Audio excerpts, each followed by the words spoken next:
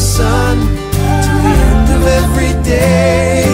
Praise Adonai. All the nations of the earth, all the angels and the saints sing praise.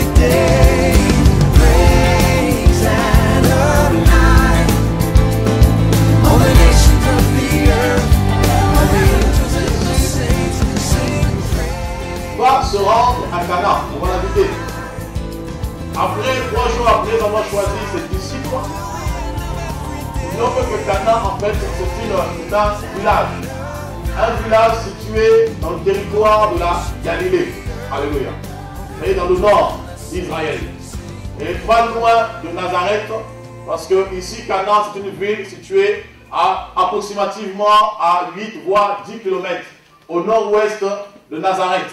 Donc pas loin aussi de là où Jésus avait grandi. Alléluia.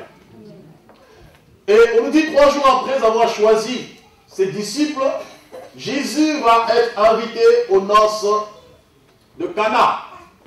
Et les noces ici, frères et sœurs, symbolisent le mariage.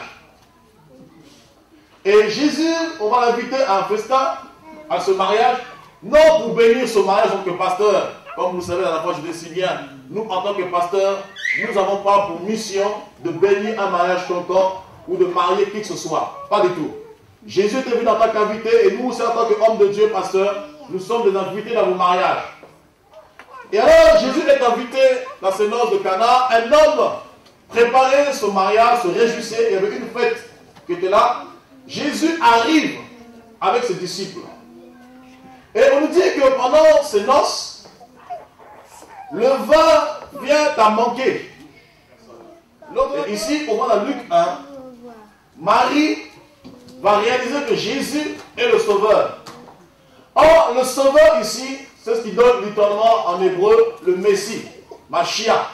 C'est celui qui libère, celui qui apporte la restauration, celui qui sauve. Celui qui vient apporter le changement.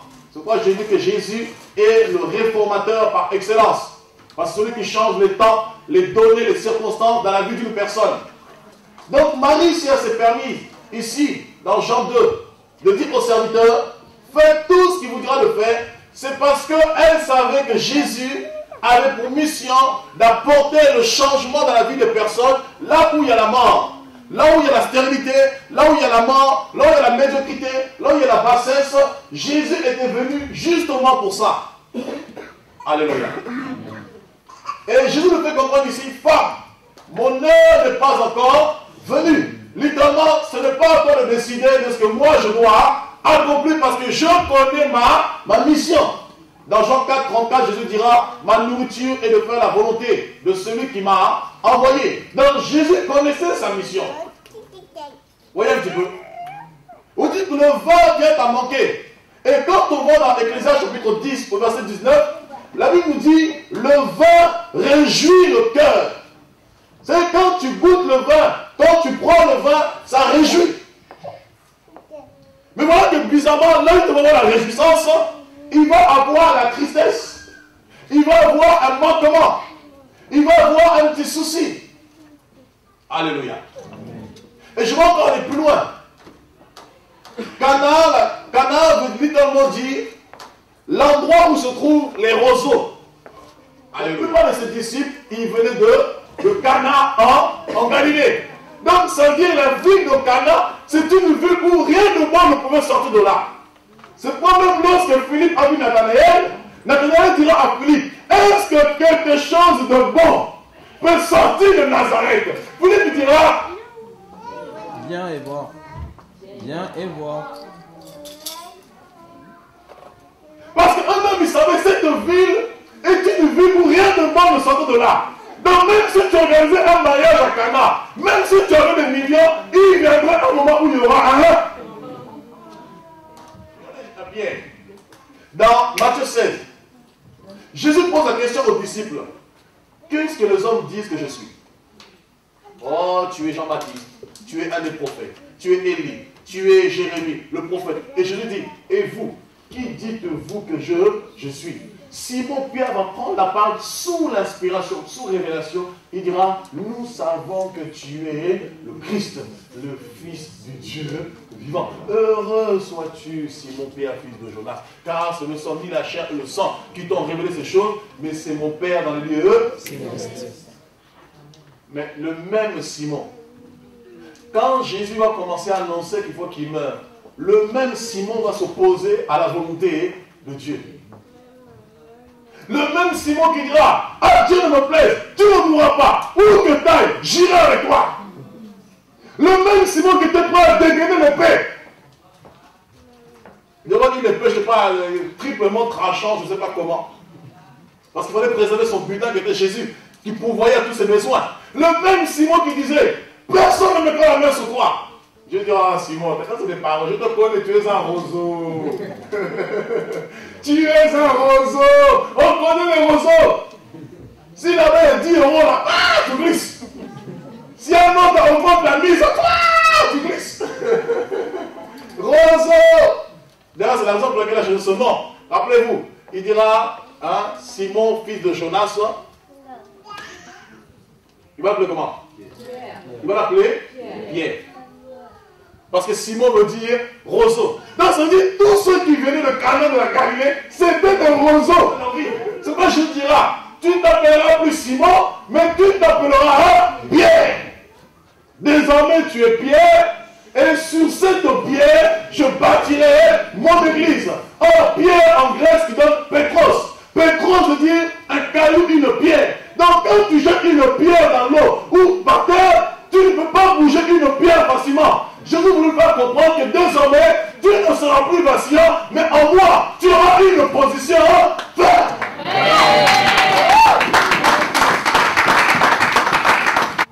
C'est parce que tu vas encore à Cana. Jésus va te sentir le Cana aujourd'hui. Et ce couple organise son mariage, était heureux.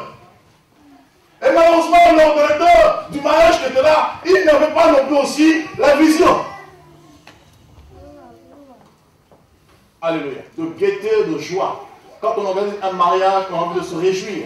On a envie de satisfaire tout le monde, ses invités, ses parents, ses connaissances, ses amis. On a envie de passer un bon moment, on a envie de se réjouir parce qu'on est content, on s'est marié. Parce que la vie de celui qui trouve une femme trouve le bonheur. Vous voyez un petit peu? Mais dans ton mariage, tu dois savoir qui inviter. Non seulement savoir qui inviter, mais tu dois tout faire pour que Jésus soit dans ton mariage. Ce que Somme 27 nous dit, si l'Éternel le bâtit, c'est lui qui bâtit en vain. Je ne sais pas qui avait invité Jésus.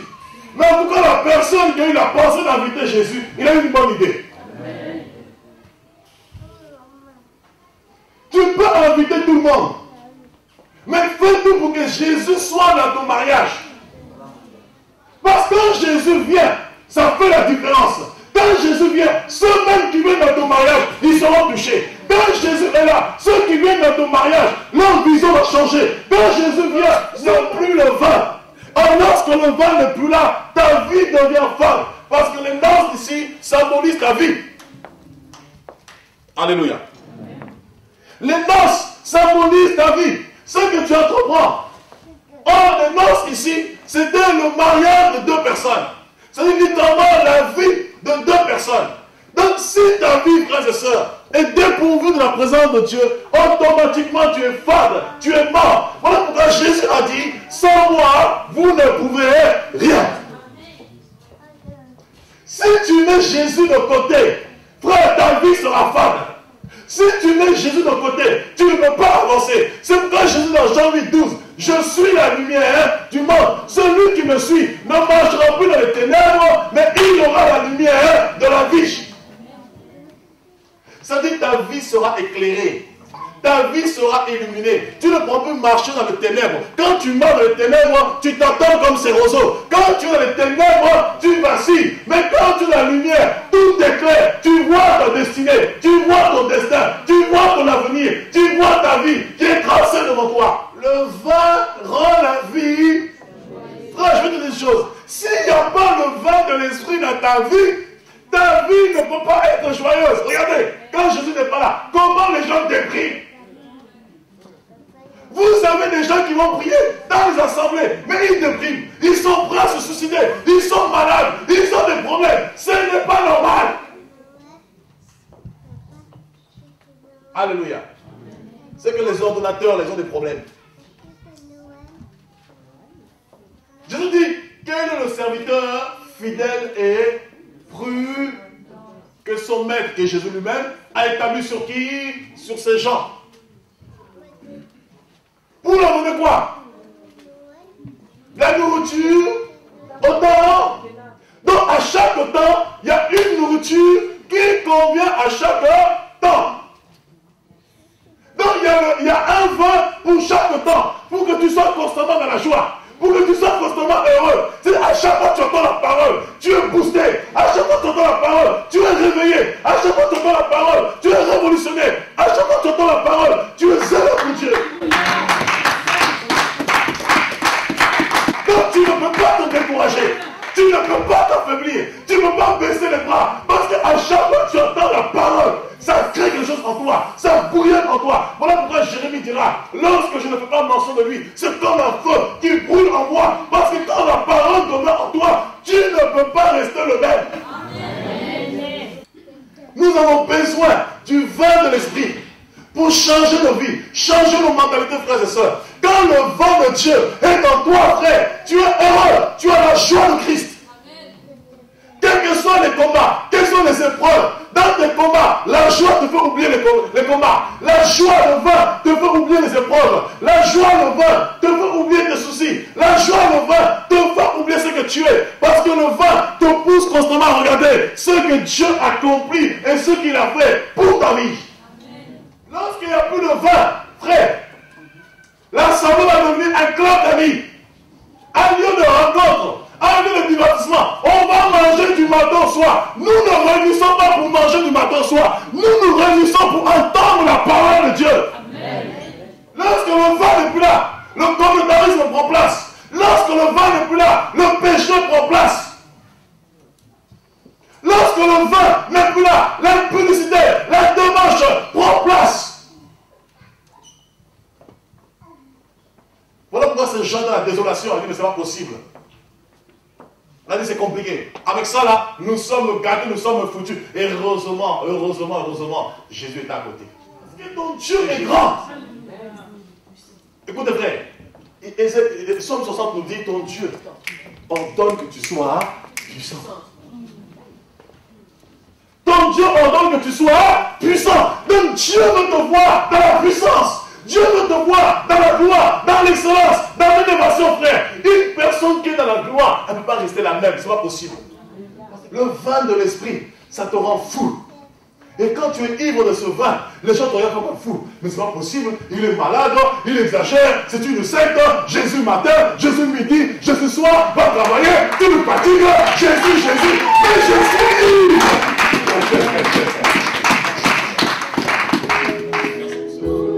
Ce feu de l'esprit, oh Dieu, merci. Merci pour ce feu de l'esprit. Au nom puissant de Jésus de Nazareth, oh Dieu. Merci pour la grâce,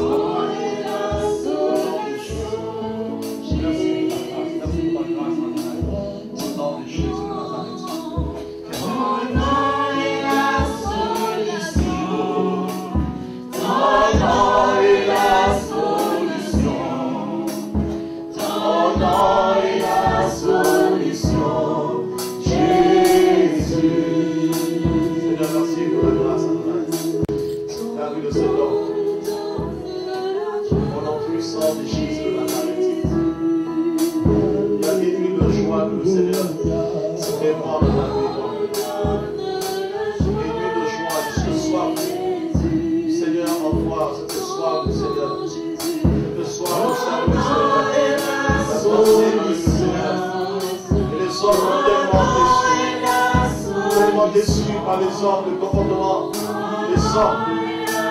Que ton cœur a commencé à se rétrécir dans leur vie, Seigneur, oh Dieu. Parce que ce que tu rallumes le sel, Seigneur, oh Dieu, gloire. Au nom puissant de Jésus de Nazareth. Au nom de Jésus. Oh oui.